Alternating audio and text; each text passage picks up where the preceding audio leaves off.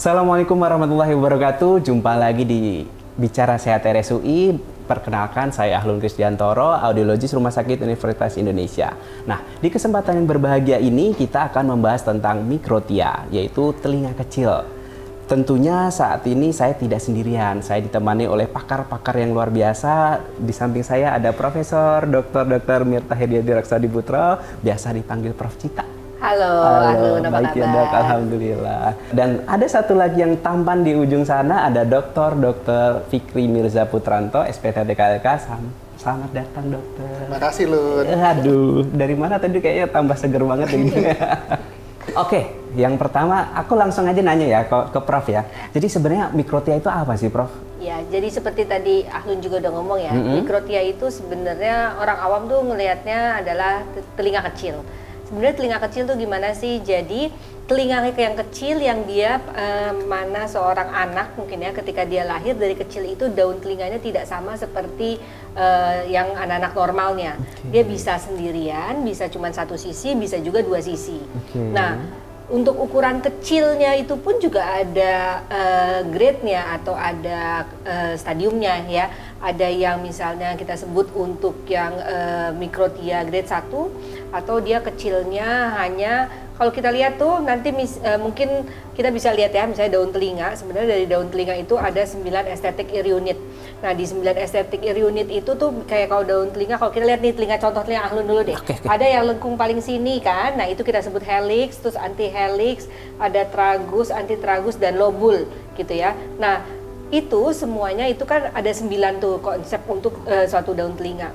Nah, kalau bagian-bagian segmen itu ada yang tidak terbentuk atau unit itu tidak terbentuk, salah satu tidak terbentuk, itu bisa menyebabkan daun telinganya jadi ada deformitas atau ada malformasi bentuk daun telinga.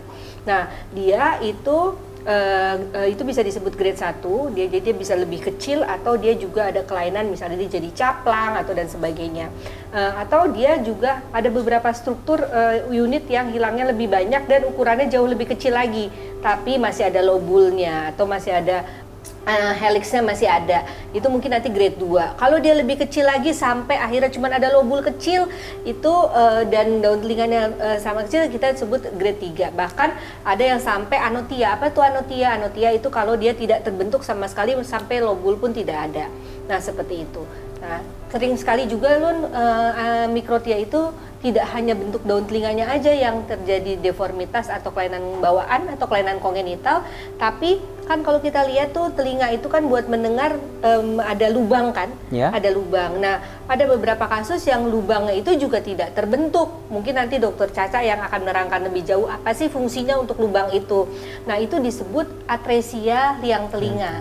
Jadi dia suka berbarangan tuh, bisa pasien itu mikrotia saja atau dia disertai dengan atresia liang telinga. Oke. Aduh, udah dari mulai aja udah komplit banget gini Bro ya. Nah, saya lanjutkan ya ke dokter Caca.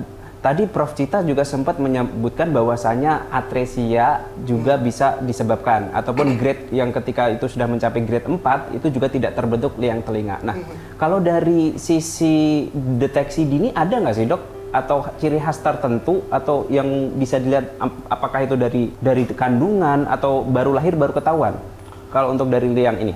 Kalau biasanya sih memang terdeteksinya ketika lahir ya. Dan kalau tadi Prof. Mirta bicara tentang atresia, sebenarnya secara detail kita bisa tidak terbentuk sempurnanya liang telinga. Jadi kan kalau misalnya daun telinga itu kan posisinya di luar ya. Nah, yang liang telinga itu kan yang menghubungkan antara dunia luar dengan gendang telinga. Nah, tidak terbentuknya liang telinga tadi bukan hanya satu bentuk, bukan hanya satu tipe, tapi sebenarnya ada beberapa tipe. Yang ada yang namanya stenosis, jadi ada bentuknya tapi kecil. Kemudian ada yang disebut sebagai partial atresia, jadi terbentuk sebagian, entah sisi luar atau sisi dalam. Jadi liang telinga itu ada sisi yang dibentuk oleh tulang rawan sama sisi yang dibentuk sama tulang di bagian sisi dalam. Nah, atau atresia total, di mana semuanya nggak ada. Yang jadi masalah untuk pendengaran adalah kalau semuanya tidak terbentuk. Jadi atresia total. itu yang menyebabkan terjadinya penurunan pendengaran sampai misalnya sekitar 50-60%. Karena suara dari luar nggak ada tuh penghubungnya masuk ke dalam. Nah, di sisi yang lain, kalau dia terbentuk liang telinga, tapi kecil, yang jadi masalah justru adalah penumpukan kotoran telinga. Karena dia liang telinganya lebih kecil dibandingkan orang normal, bisa terjadi penumpukan kotoran telinga. Nah, ada beberapa yang terbentuk yang disebut sebagai kolesteatoma, yang adanya di liang telinga, jadi external kolesteatoma. Nah, external kolesteatoma ini kalau di luar negeri bilangnya antara umur belas ya, 8 sampai teenager, jadi 8 sampai 11. Tapi di Indonesia ternyata kita temukan bisa sampai umur 4 tahun. Jadi kolesteatoma eksternal ini efeknya adalah dia kotoran telinga yang tidak bisa keluar tadi, kemudian kulit yang tertahan, membentuk kista, kemudian terjadi destruksi atau merusak ke tulang sekitarnya. Bahkan bisa juga merusak ke tulang pendengaran di dalam. Nah, ini yang agak repot gitu. Jadi di satu sisi kalau dia nggak ada sama sekali pendengarannya yang berat, tapi kalau misalnya dia ada, resikonya adalah terjadi infeksi pada usia-usia muda. Nah, jadi penanganan pendengaran pada kasus atresia liang telinga atau mikrotia tadi memang harus memperhatikan dua sisi tadi nih. Apakah kita concernnya pada pendengarannya atau concernnya pada resiko terjadinya kista atau kolesteatoma eksternal tadi.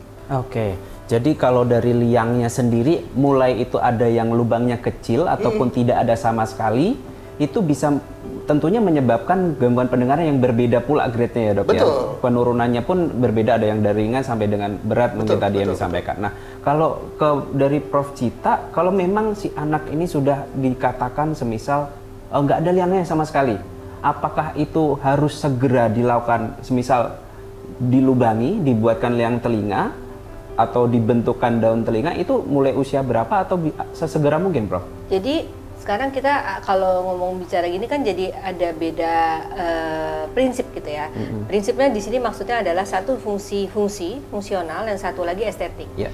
Nah, kalau misalnya sekarang kita ngomong fungsi, secara fungsi telinga atau telinga, daun telinga sampai liang telinga itu kan tadi udah diterangkan ya, bahwa berfungsi untuk menghantarkan suara dari luar untuk bisa nyampai ke daerah di telinga yang lebih dalam atau kita kenal di telinga tengah. Di situ ada gendang telinga. Nah, tadi kalau misalnya dia anaknya emang atresia liang telinga yang ketutup total ya, tapi tadi yang harus dilihat jangan-jangan di dalamnya itu ada tadi stenosis atau liang telinga yang parsial. Jadi di luarnya ketutup, di dalamnya ternyata masih ada. Itu kan yang bisa membahayakan adalah maksudnya takutnya nanti ada kolesteatom.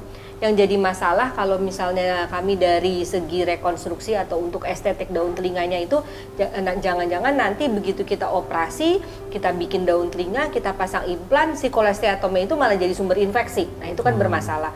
Atau selain itu juga si kolesteatoma itu juga bermasalah buat pasiennya in the future, tidak hanya dia tidak bisa mendengar, tapi dia juga jadi sumber infeksi. Jadi kolesteatom itu apa sih sebenarnya adalah tadi kan ada penumpukan debris atau epitel kulit yang terjebak di dalam yang bisa akhirnya menyebabkan sesuatu yang lebih parah.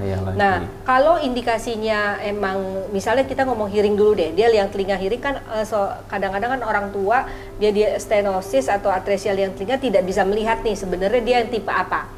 Ya, yang tipe apa dan tidak ada tanda-tanda infeksi. Yang terpenting di sini adalah kalau buat pendengaran pada ketika seseorang itu kan belajar mendengar itu untuk berbicara ya. Berbicara kan penting untuk 5 tahun pertama kehidupan. Tentu kita bisa upayakan dulu dengan alat bantu dengar dulu sementara kali ya Dokter Caca ya. Alat bantu dengar dengan tujuan adalah untuk merangsang anaknya untuk bisa mendengar sehingga dia bisa tetap berkomunikasi dengan berbicara. Harapannya adalah telinga yang sebelahnya mudah-mudahan telinganya normal.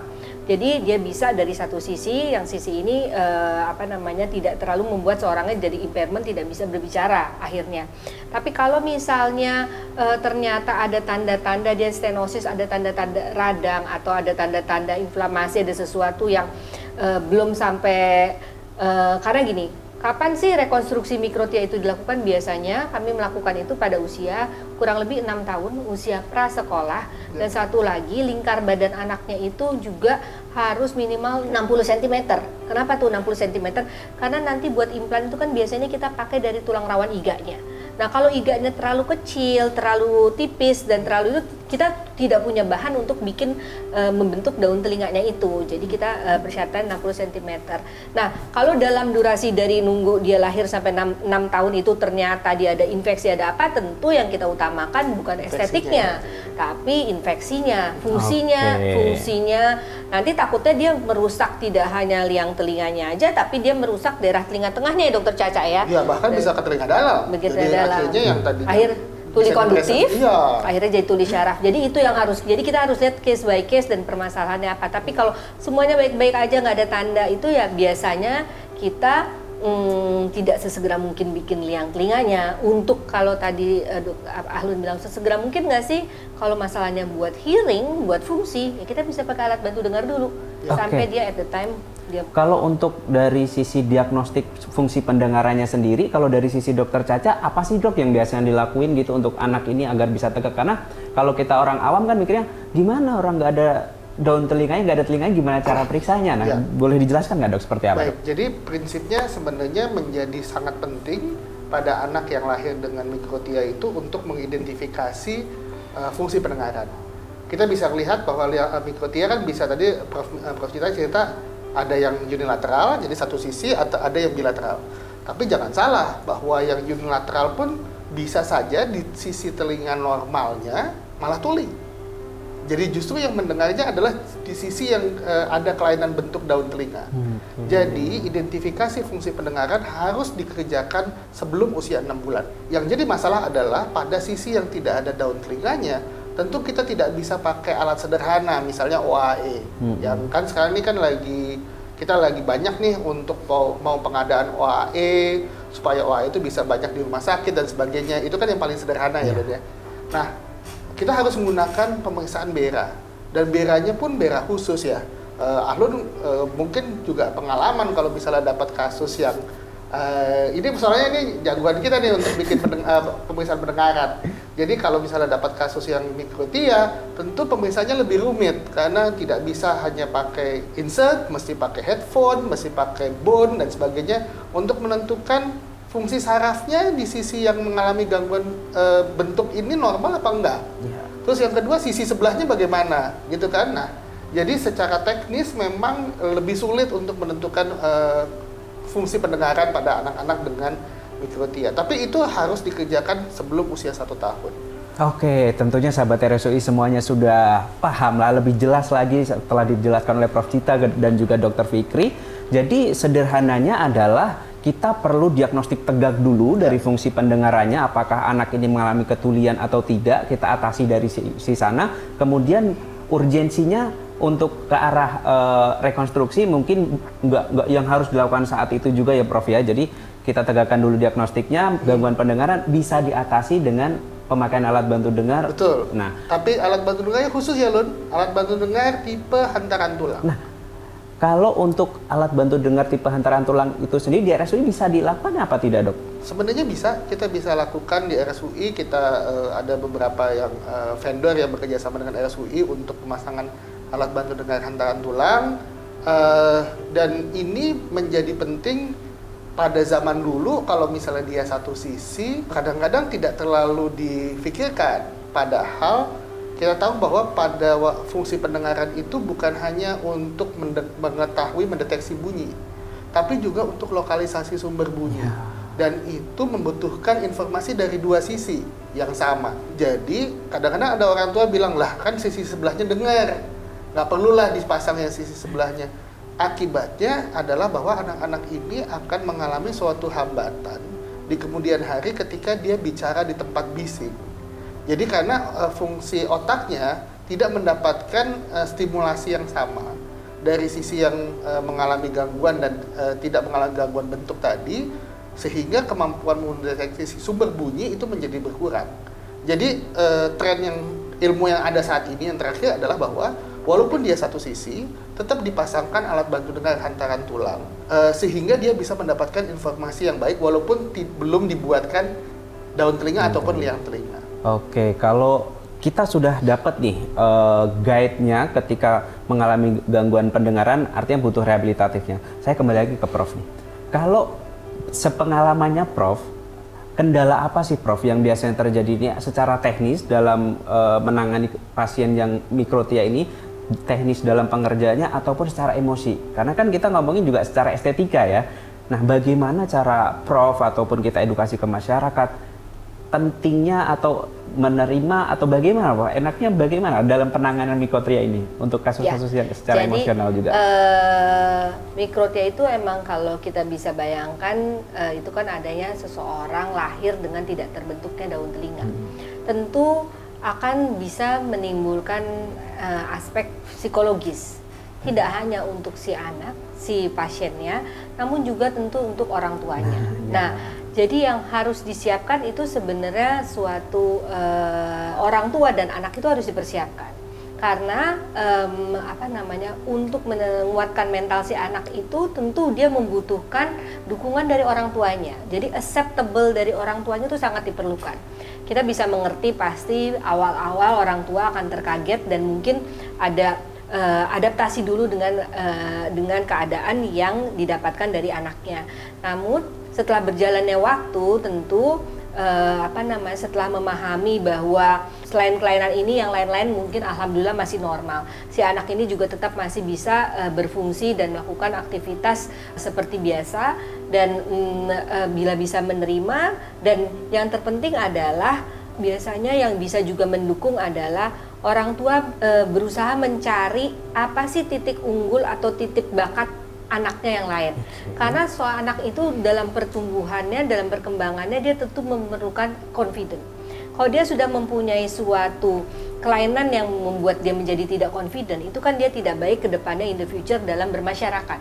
Nah, jadi dengan dia mempunyai oke, saya begini, tapi it's no worry, itu cuma satu ini, tapi saya mempunyai yang lain-lain, saya normal, confident itu. Tentu itu akan menjadi suatu semangat buat anak itu maupun buat orang tuanya untuk kemudian hari. Nah, itu terutama yang penting secara psikologis. Mantap banget. Jadi memang dari sisi orang tuanya pun itu harus kuat dulu, mentalnya harus baja dulu, dan memang segala sesuatu harus dihadapi. Nah, balik lagi nih ke dokter Caca. Kalau tadi secara mental udah bagus nih, secara anak juga sudah ditangani sebagaimana udah didiagnostik bahwasanya ada masalah atau enggaknya. Nah, kalau dokter Caca bisa jelasin nggak teknologi terkini ataupun tindakan terkini yang cocok untuk anak dengan mikrotia itu? Apa teknologi terkininya seperti apa, Dok?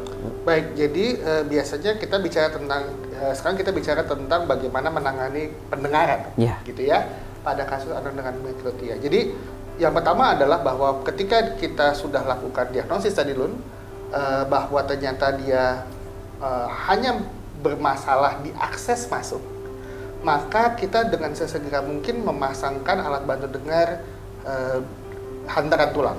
Jadi kalau misalnya teman-teman bayangkan alat bantu dengar hantaran tulang itu seperti headphone untuk lari, ditaruhnya di tulang, kita bisa dengar tuh bunyi musik dan sebagainya, tapi ini dipakai untuk dia mendengar. Itu juga akan membantu anak lebih confident.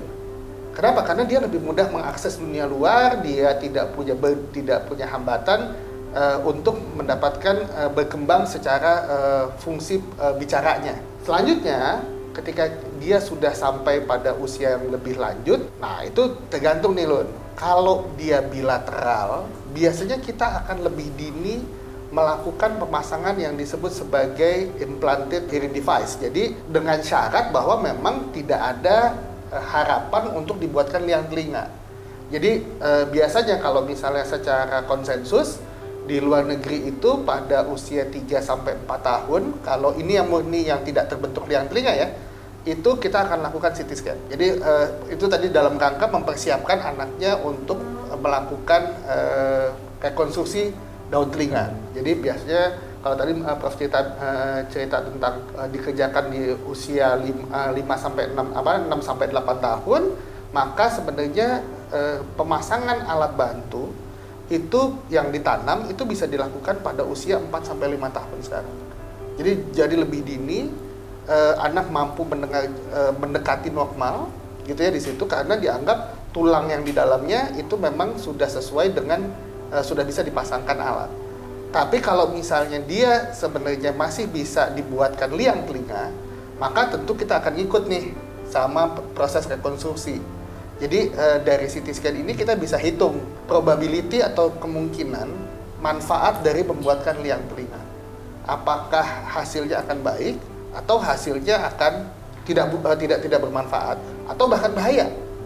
Karena ketika kita mendapatkan kasus tidak terbentuknya liang telinga, bisa saja saraf mukanya itu perjalanannya berubah. Jadi ketika kita lakukan operasi malah ada resiko untuk terjadinya mencong mukanya. Jadi dan itu kan tentu juga hal-hal yang akan mempengaruhi untuk proses kita melakukan rekonstruksi. Oke, udah mantap banget nih penjelasan dari Prof. Cita dan juga Dr. Fikri. Nah, kalau dari Prof. dan Dr. Fikri ada kalimat penutup mungkin buat teman-teman semuanya? Prof dulu deh. Oke, baik. Ya, jadi teman-teman semuanya, sahabat RSUI, dalam rangka kita di sini kan emang Hari Mikrotia Day ya, di mana di RSUI juga kita selalu merayakan atau turut menyemarakan Hari Mikrotia Day itu dengan memberikan edukasi buat masyarakat maupun buat tenaga medis tentang mikrotia itu sendiri. Jadi untuk kedepannya bahwa RSUI telah menerima layanan untuk penanganan baik secara komprehensif, rekonstruksi maupun hearing, baik juga secara psikologis ya untuk kasus-kasus mikrotia. Bisa datang ke Mikrotia di RSUI ini, dan selanjutnya juga tadi sudah dijelaskan untuk mikrotia tindakan operasi baru pada usia 6 tahun dan anak-anak dipersiapkan segi mental dan juga gizi yang cukup baik sehingga bisa dilakukan rekonstruksi daun telinga. Mungkin sekian dari saya. Dr. Caca? Mungkin hanya tambahan sedikit bahwa tentu identifikasi fungsi pendengaran harus dikerjakan sedini mungkin sehingga anak-anak bisa berkembang secara baik pada golden periodnya pada usia sebelum usia 3 tahun, sehingga komunikasi dan tadi confidence-nya bisa terbentuk walaupun dia mengalami kelainan bentuk daun telinga. Oke, luar biasa banget closing statement dari Prof. Cita dan juga Dr. Caca. Akhirnya kita di penghujung acara hari ini. Kalau memang ada teman-teman yang mengalami masalah dengan telinga, hidung, dan tenggoroknya, bisa banget nih datang ke RSUI karena di RSUI layanan THT-nya sudah komplit banget. Oke, terima kasih dan salam sehat.